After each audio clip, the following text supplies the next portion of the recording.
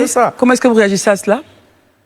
J'ai une sueur froide quand je regarde une telle vidéo parce que franchement, l'Afrique.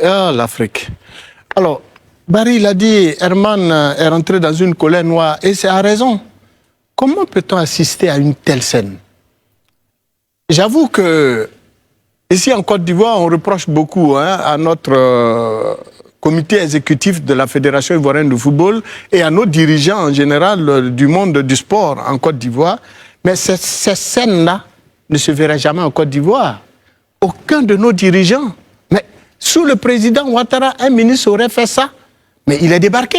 Sur le champ. Mais ça, c'est une évidence. Envoyer un représentant de la fédération pour... Mais il n'y a qu'à regarder l'élection qui s'est passée au niveau même du comité, au niveau même de la présidence de la FIF. De la FIF, ouais.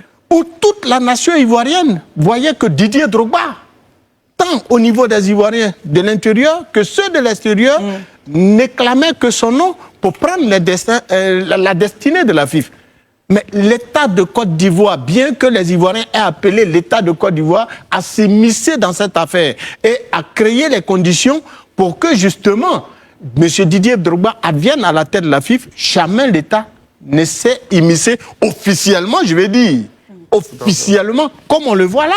Même si on peut dire officieusement, il y a eu des actions, bon, ça c'est officiellement, mais de cette façon-là, c'est une humiliation d'une icône, de la trempe de Samuel Eto'o, qui est un autre Didier Drogba en Afrique.